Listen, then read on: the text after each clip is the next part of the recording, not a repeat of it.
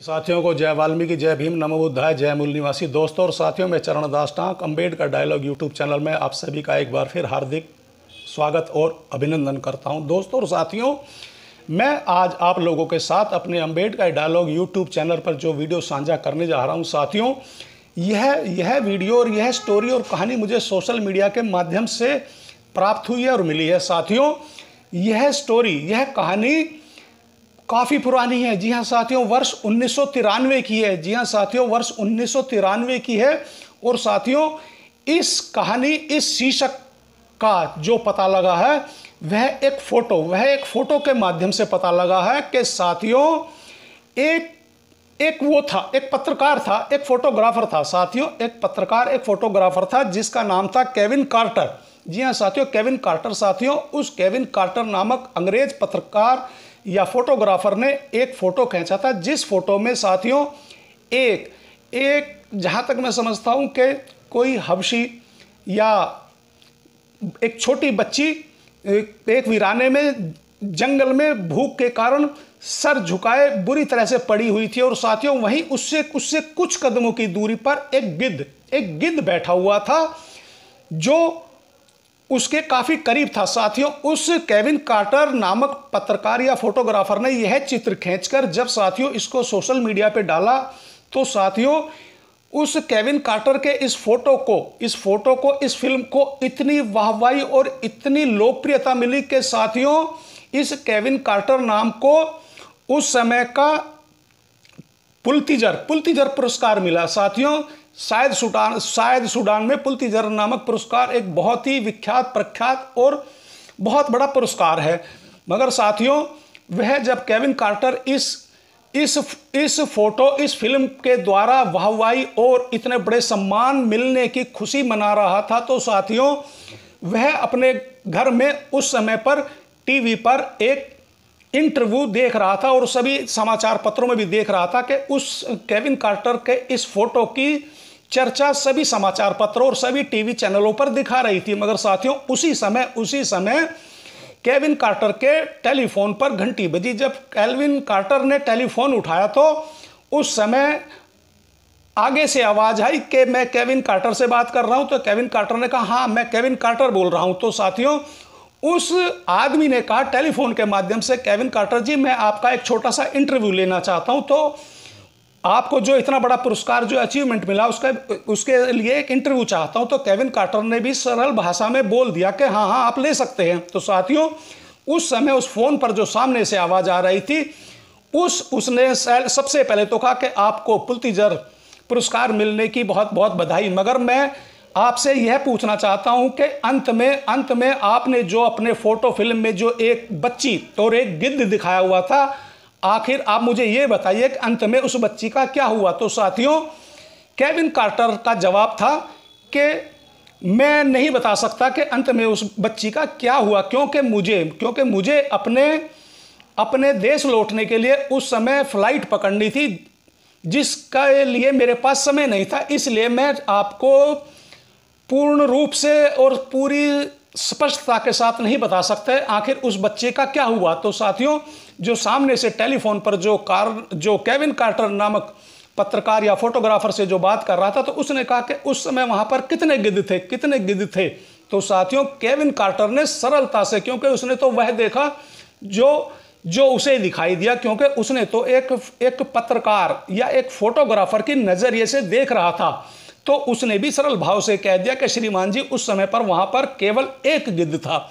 मगर साथियों जो सज्जन टेलीफोन के माध्यम से केविन कार्टर का इंटरव्यू ले रहे थे, उन्होंने बड़े ही स्पष्टता से कहा, नहीं उस समय वहां पर दो गिद्ध थे वहां पे। तो साथियों केविन कार्टर ने भी बड़े ही सरल भाव से पूछ लिया कि नहीं, वहां पर दो गिद्ध नहीं थे, वहां पर एक ही गिद्ध था। सो साथियों जो केविन कार्टर का इंटरव्यू ले रहा था उसने बड़ी प्रतिबद्धता से कहा, नहीं वहां पर एक गिद्ध के हाथ में कैमरा था, जिसने केवल उस भूख से तड़पती हुई बच्ची और उसके मरने का इंतजार करते हुए उस गिद्ध का फोटो खींचकर जिसको सोशल मीडिया पे डाल दिया और जिसकी इतनी वाह और इतनी चर्चा हुई कि उसको पुलित्जर नामक पुरस्कार भी मिला। तो साथियों उस समय केविन कार्टर को उन सज्जन की बात की इतनी ग्लानि हुई कि उन्होंने आत्महत्या कर ली। जी हाँ साथियों, केविन कार्टर ने मात्र 33 वर्ष की उम्र में आत्महत्या कर ली थी साथियों। वह केविन कार्टर ने यह सोचा कि शायद यहाँ से आधा मील दूर पर जहाँ पर भूख और अकाल से अपने देश और जनता को बचाने के लिए जहाँ पर सभी के लिए भोजन की व्यवस्था कर रखी थी, उस देश ने शायद यह बच्ची भी वहीं तक पहुंचने का प्रयास कर रही थी। साथियों, केविन कार्टर को इस बात की ग्लानि और इस बात का दुख, पीड़ा और उसकी आत्मा और मन को झंझोड़ दिया कि शायद यह बच्ची भी उस भोजनालय तक जाने का प्रयास कर रही थी मगर पहुंच नहीं पा रही थी। काश मैं इस बच्ची का और इस गिद्ध का फोटो खींचकर सोशल मीडिया पर डालने के बजाय यदि मैं इस छोटी बच्ची को उस जहां पर सभी भूख और अकाल से मरने वाले सभी बच्चे, जवान, बूढ़ों के लिए जहां पर भी भंडारे का आयोजन हो रहा था, यदि मैं इस बच्ची को वहां पर पहुंचा देता तो शायद यह बच्ची बच सकती थी। तो साथियों, केविन कार्टर को जब आत्मग्लानि हुई और उसे अपने आप से इतनी घृणा हुई कि मैंने क्या कर दिया, तो साथियों केविन कार्टर ने मात्र 33 वर्ष की कम उम्र में ही आत्महत्या कर ली थी। साथियों, जहां तक मैं देखता हूं कि, और आप भी देखते होंगे सोशल मीडिया और टीवी चैनल और अखबारों के माध्यम से, कि आज भी सोशल मीडिया का केवल और केवल एक ही माध्यम है कि जलती हुई चिताएं, भूख प्यास से तड़पते हुए, ऑक्सीजन से मरते हुए जन समुदाय की फोटो और फिल्म बनाकर उनको भारी भरकम कीमतों पर बेचना और अपने टीवी चैनल से अपने अखबार की टीआरपी बढ़ाने के लिए इस्तेमाल किया जाता है। साथियों, यह एक सीखने योग्य वीडियो है कि